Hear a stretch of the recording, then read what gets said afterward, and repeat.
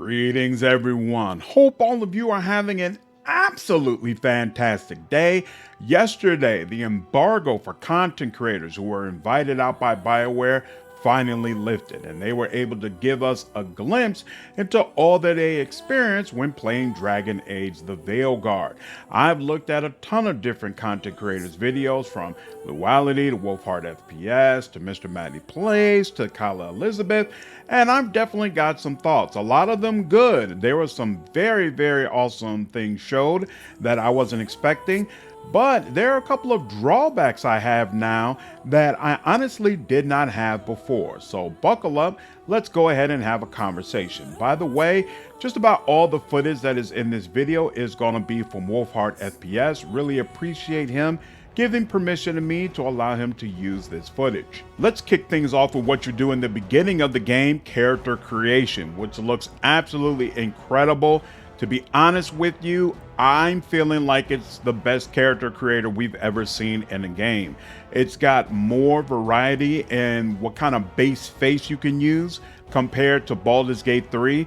And there are more races than what you could use in Dragon's Dogma 2. So just compared to both of those games, which beforehand I would have said had the best character creators, I feel like you have a lot more options to create the exact type of person that you want. The hair looks incredible. Best hairstyles I've ever seen for black characters. There are just multiple styles. Of course, you know, they threw the Killmonger in there, but they actually have a bunch of hairstyles outside of that that I feel like will work perfectly on some of the characters I want to create. Really big kudos to BioWare for that. They've added new Daedalus tattoos, there are scars. The Qunari get a ton of interesting customization as well. They have unique hairstyles, and there's a lot you can do to customize the horns. Lady Insanity has a video where she walks through a lot of the different horn options and things you could do with the Qunari in general, and I feel like it's well worth checking out. I still feel like they look off compared to Dragon Age 2, but I think it's going to be a lot more fun to create your unique Qunari in this game compared to Inquisition. Now, I've mentioned before that I feel like a lot of the faces look Play-Doh, right? But going through the character creator has made it clear to me that if you're adding more things to the faces, that makes them look much better. So if the face has hair and tattoos and scars and things of that nature, it actually looks much less Play-Doh, looks much more realistic, and it's much more interesting to see that character talking or talk with that type of character. So my hope is that BioWare didn't just include this awesome character creator, that hopefully there are a ton of NPCs that really took full advantage of what the character creator can do, and that'll help take away from how the faces look when they're just bland and sitting. Now, in addition to figuring out how your character looks, you can actually choose a faction along with a small background based upon the faction that basically explains why you broke away from it. Kayla Elizabeth has a really cool video where she goes through the factions one by one and reads off the blurb that explains your role within the faction and why you broke away from it. I definitely recommend checking that out. I love the faction system, but honestly, I have an issue with the stories. We'll talk about that when I get to the section where we talk about what I don't like regarding this reveal. And the last thing I'll mention regarding the character creation system, in case you all were wondering, in my opinion, out of all the looks I've seen from the different content creators, Luality's looks the best. She took one of the absolute best hairstyles, made it all red, and I feel like her character just looked like an all-out stone cold fox. So I'm really interested to see what my character is going to look like. I'm going to try to recreate Storm for the Let's Play, and I think this system will give me a lot of interesting ways to do that. Now, another thing I liked about what we've seen thus far is the combat. The combat is growing on me. I don't think I'm going to just all out like it or ever say that I feel like the combat is one of the strengths of the game, but when I first saw it, I felt like I was absolutely going to hate it. And I'm slowly getting to the point where I'm like, you know what? I'll probably be able to get through this, you know, because I like a lot of the mechanics that are around it. I love the skill trees. I love the way you can combo with your party members. And so even though there are other aspects of combat that I don't enjoy, such as the button mashy way it appears or all the lines going across the screen, I absolutely agree with a comment Wolfhart made that it really breaks immersion and kind of takes you out of the game. But just in general, when it comes to BioWare games, combat is not what's most important to me. I'm really more so interested in the story, the dialogue, relationships with the companions, the villains, things of that nature. And combat is just a means to an end.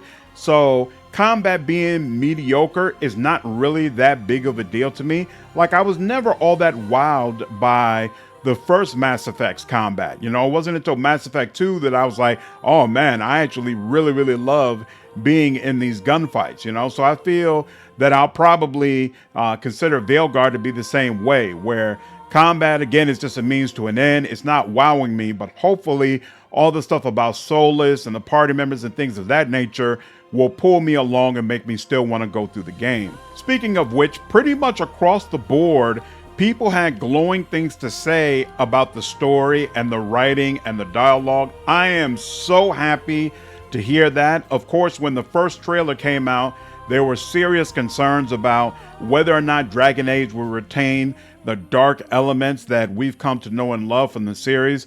And it seems like even though that's not necessarily reflected in the art, it is reflected in the overall tone of the game. And you're able to make really significant, serious decisions, even in Act 1, that can have major consequences, not only for your group, but for Thetis overall.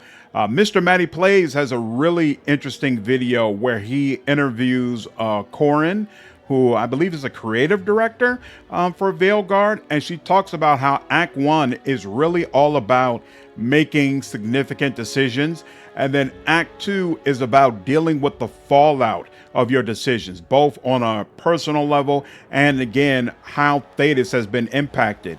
And to me, it sounds very interesting because, of course, in most games, you spend the entire playthrough building up to major decisions, and then hopefully the game has a good ending where you feel like you've gotten some measure of closure, or if it's a poor ending, then it's kind of left up to the player's imagination. But it seems like in Veilguard, it's going to be all about making very serious decisions that you'll have to face early in the game, not having to wait until the end, but actually dealing with the ramifications of your actions throughout the game. And she also said, as you go through the game, the factions become more and more important because you're dealing with these worldwide threats and you can't deal with it on your own. So you've got to figure out how to navigate all of these different relationships. Very interesting. I'm excited to see whether or not they're able to actually come through on that. Another thing that she mentioned in this interview that I found very interesting was she said there are no DLC plans for Veilguard, that BioWare really wanted to focus on releasing a complete game. So they didn't consider, all right, well, we could pull out this section and make it DLC, or we'll patch this in later. She said, no, we wanted to give you all an absolute complete experience. And we already know there's no real monetization happening in the game, right? So there's not any stores or any loot boxes or anything like that. It's so rare to get this type of experience. I really respect it. I appreciate it. I know there are a ton of people who feel like you can still see the skeleton of an always online game when you look at Veilguard, especially when you're looking at the interfaces for the combat. And to some degree, I agree with that. Obviously, originally it was going to be a live service game, and then they decided to veer away from that. And to be honest with you, I think part of the reason I don't knock them over the head as much about it as some of the rest of you do is because I'm so appreciative of some of the other things that they've done. No DLC, complete game, no monetization crap. Like, it really feels like they're at least making an attempt to go back to the spirit of the original BioWare as far as giving people complete single player experiences. I love it. And I really hope that they stay on this track. Those are all the things that really stuck out to me that I felt like were kind of new from the footage that we saw that I really enjoyed. Let's now talk about some of the things that I did not like. And the first one is something I really haven't heard anybody else talk about, but it definitely stuck out to me. So I mentioned before, you're going to get a version of the keep in character creation, which will allow you to make decisions about previous games. It at least appears from the footage that we have seen in the game that this version of the keep will only allow you to make decisions regarding Inquisition. You will not be able to make decisions regarding Dragon Age 2 and Dragon Age Origins, which, I gotta be honest, is baffling to me. I think it would be very unfortunate if that is actually true. But looking at the description of the keep, of course, there's no footage that really goes into it to show everything that we're able to decide. But everything I've seen thus far says only the Inquisitor and Inquisition is really being considered to transfer into the game. And circling back to Corinne, one of the things she mentioned is that the other places really don't matter. That they felt like in the first two games, when you're dealing with Ferelden and Kirkwall, and even to a lesser extent Inquisition, what's happening in Tevinter doesn't matter. Like, it doesn't have any real impact on the game. And so this time they decided to flip that and say what happened in Ferelden, what happened in Orlais, what happened in Kirkwall, the Free Marches, none of that actually matters. And all that matters is Tevinter, the Anderfells, Antiva, and the other places that you're going to be directly dealing with. And I get that. I understand that. But to me, there are some obvious callbacks that should happen in this game. And I don't see how they can happen if you don't allow people to make decisions about what they have done. And so I don't know. We'll see how it works out when we actually have the game in hand. But I was honestly disappointed to find out that aspect of what's going to be in the keep for character creation. Another thing I'll mention, and that we've talked about before, is Wolfhard's video definitely emphasized that the enemies look absolutely goofy while he's facing them. And he also talked about how even enemies who don't look goofy, they look toyish. Right? They still look like something out of a Disney or Pixar movie. Even if they're not outright goofy, it doesn't have that same sense of terror and threat that you got from some of the original games. Now, keep in mind, all of the content creators were limited to Act 1. So who knows how things break out in Act 2 and 3. Hopefully, we get some new, different type of enemies that look much more ferocious and help to deal with some of those issues. But it's definitely at least a little bit disappointing to hear that even those people who were able to directly play the game felt like, yeah, this just feels goofy when you're going through it. Let's circle back to Kayla Elizabeth and her readout of all of the blurbs for the different backgrounds you can select. So on the one hand, it's kind of cool that BioWare provided a little bit more context and information regarding what your role is in these different organizations and why it is that you had to break away. My problem with the tone of what they've done is that almost all of them make you out to be a hero. Almost all of them say you tried to save some people or you tried to do the right thing, and because of that, you pissed off the wrong people, and so now you've got to break away or lay low for a little while, right?